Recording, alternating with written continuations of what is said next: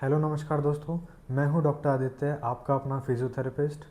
आज हम बात करने वाले हैं एक बहुत ही कॉमन समस्या के बारे में, जो कि है फ्रोजन शोल्डर। फ्रोजन शोल्डर या कंधे का अकड़ जाना एक बहुत ही कॉमन प्रॉब्लम है। सबसे पहले हमें ये समझने की ज़रूरत है कि कंधे में दर्द का मतलब सिर्फ फ्रोजन शोल्डर नहीं होता है। इसके कई सारे कारण हो सकते हैं, जैसे कि rotator cuff tear, calcific tendinitis and impingement syndrome. आज हम स्पेसिफिकली सिर्फ फ्रोजन शोल्डर के बारे में ही बात करने वाले हैं। तो आइए शोल्डर को एनाटॉमिकली थोड़ा समझते हैं। शोल्डर जॉइंट एक बॉल एंड सॉकेट टाइप का जॉइंट होता है, जो कि 3 बोन से मिलकर बनता है। स्कैपुला, जो कि पीछे वाली हड्डी है, जिसको हम शोल्डर ब्लेड भी कहते हैं, क्लेविकल और ह्यूमरस। ह्यूमरस के ऊपर एक बॉल है जो कि स्कैपुला के सॉकेट के अंदर जाके मिलती है, जिसे हम बॉल एंड सॉकेट जॉइंट कहते हैं। ये जॉइंट सबसे ज़्यादा मोबाइल जॉइंट माना जाता है। इस जॉइंट की reach one of the best reach होती है हमारे पूरी बॉडी में। जैसे कि हम कोई भी एक्शन करते हैं तो सबसे ज़्यादा एक्शन परफॉर्म करने वाला हमारी ये एक जॉइंट है।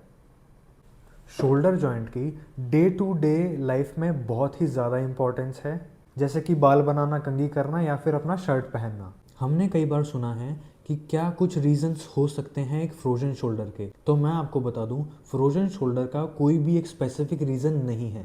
ये एक सर्टेन एज के बाद कभी भी किसी को भी हो सकता है। लेकिन जो पेशेंट डायबिटीज़, हार्ट रिलेटेड समस्या या फिर थायराइड के शिकार होते हैं, उनमें ये ज़्यादा देखने के लिए मिलता है। अब आप मुझसे पूछेंगे कि कैसे पता लगाएं कि फ्रोजन शोल्डर है या नहीं।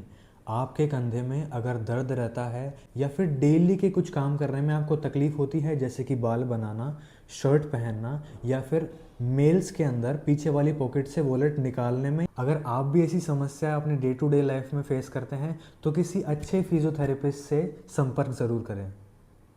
तो आइए समझते हैं इसके ट्रीटमेंट क्या क्या हो सकते हैं। बेसिक ट्रीटमेंट जो है इसका, वो मेडिसिन या फिर फिजियोथेरेपी से संभव है। 90% केसेज में ये देखा गया है कि फ्रोजन शोल्डर कुछ दवाइयाँ और फिजियोथेरेपी के अंडर 1 से 1.5 महीने के इलाज के बाद सही हो जाता है। लेकिन एक्सेप्शंस हर जगह होते हैं। कुछ 8 से 10% जो केसेस होते हैं वो हाइड्रोडिलिटेशन और आर्थ्रोस्कोपी के अंडर ठीक हो जाते हैं। अब आप मुझसे पूछेंगे कि हाइड्रोडिलिटेशन और आर्थ्रोस्कोपी क्या होती है। हाइड्रोडिलिटेशन हमने बहुत बार सुना है कि इनके जोड़ों में इंजेक्शन लगाया गया है।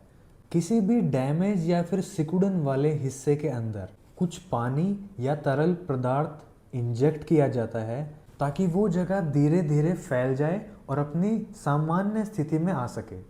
आर्थ्रोस्कोपिक एक सर्जरी होती है जो कि दूरबीन के द्वारा की जाती है। इसके अंदर कुछ 1-2 टाँके या 1-2 दिन का एडमिशन के बाद पेशेंट को डिस्चार्ज कर दिया जाता है।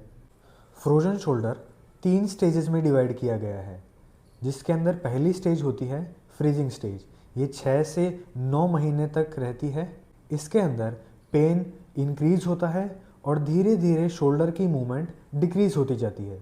दूसरी स्टेज के बारे में बात की तो ये स्टेज 4 से 6 महीने तक रहता है और इसके अंदर पेन कम होने लगता है, लेकिन शोल्डर की जो स्टिफनेस है ये धीरे धीरे बढ़ने लगती है। तीसरी स्टेज को थॉइंग भी कहा गया है। इसके अंदर स्टिफनेस धीरे धीरे कम होने लगती है और शोल्डर की जो स्ट्रेंथ और मूवमेंट है ये वापस आने लगता है।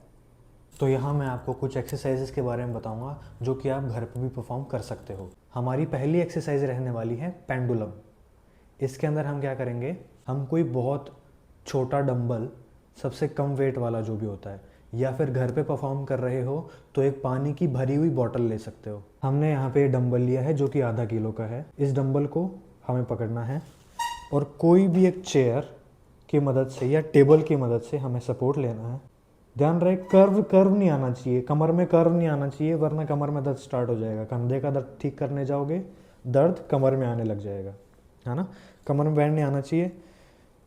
हाथ में डंबल या फिर बॉटल पकड़ने से मतलब है हमें हमारे शोल्डर के अंदर एक ट्रैक्शन यानी कि खिंचाव पैदा करना है। इस एक्सरसाइज में क्या होता है, हमारा कंधा और हमारा हाथ ज़मीन की तरफ एक झूले की तरह झूलता है। बायोमैकेनिकली समझने की कोशिश करें तो हमारे स्कैपुला और हमारे ह्यूमरस, स्कैपुला जो हमारे पीछे वाली हड्डी जिसको शोल्डर ब्लेड भी कहते हैं, और ह्यूमरस हमारे हाथ वाली हड्डी, ये नीचे की तरफ झूलते हैं और साथ में हम इसको एक ट्रैक्शन भी दे रहे हैं, तो हमारे हाथ की जितनी भी स्टिफनेस है ये धीरे धीरे दूर हो जाती है। इसी एक्सरसाइज को हम दूसरे तरीके से भी परफॉर्म कर सकते हैं।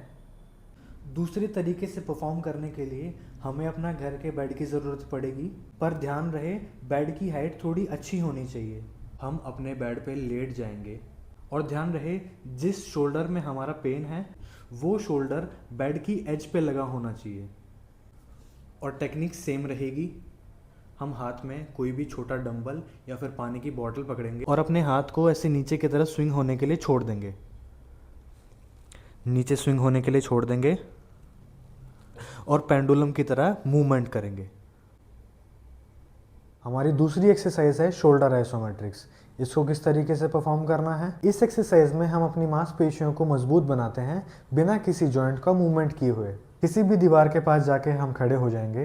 दीवार से थोड़ी डिस्टेंस पे हमें आगे होना है, बिल्कुल सट के नहीं खड़े होना है। हम अपने हाथ को दीवार पे लगाएंगे और अपनी पीठ की तरफ यानी कि पीछे की ओर हम अपने हाथ से दीवार पे धक्का देंगे।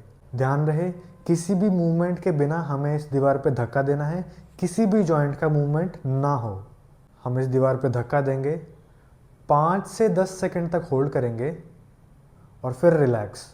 ऐसे ही लैटरली यानी कि साइडवेज हमें परफॉर्म करना है। हम अपने हाथ को 90 डिग्री पे बेंड कर देंगे। 90 डिग्री पे बेंड करने के बाद कोहनी दीवार से सटा करके कोहनी से दीवार पे ताकत लगानी है। हमें इसी पोजीशन पे स्टैटिक रहना है और बस कोहनी से दीवार पे ताकत लगानी है। 5 से 10 सेकंड होल्ड करेंगे और फिर रिलैक्स। हम ये एक्सरसाइज 3 साइड से परफॉर्म कर चुके हैं। चौथी साइड यानी कि मीडियल हमारे शरीर की तरफ। इस वेरिएंट को परफॉर्म करने के लिए हमें एक तकिए की या फिर एक टॉवल की ज़रूरत पड़ सकती है। टॉवल को ऐसे फोल्ड करके कोहनी को 90 डिग्री बेंड करके हमें इस टॉवल को कोहनी और शरीर के बीच में रखना है और फिर कोहनी से शरीर की तरफ प्रेशर लगाना है। 5 से 10 सेकंड होल्ड करना है और फिर रिलैक्स। ये थी हमारी शोल्डर आइसोमेट्रिक। हमारी तीसरी एक्सरसाइज है फिंगर लैडर्स। अब आप में से कुछ लोग कहेंगे कि ये लैडर सेटअप हमारे पास कहाँ से आएगा? तो ये एक्सरसाइज घर पे कैसे परफॉर्म करनी है मैं बताता हूँ।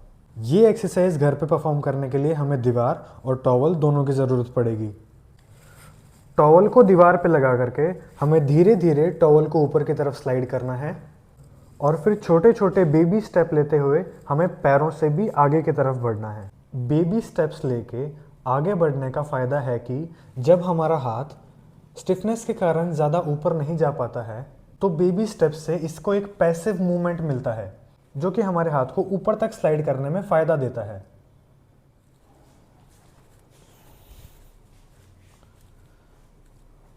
कंधे में किसी भी प्रकार का दर्द हो तो एक अच्छे फिजियोथेरेपिस्ट से ज़रूर संपर्क करें।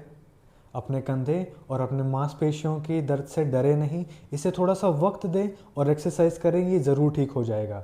वीडियो अच्छी लगी हो तो लाइक, कमेंट, शेयर, सब्सक्राइब करें। धन्यवाद।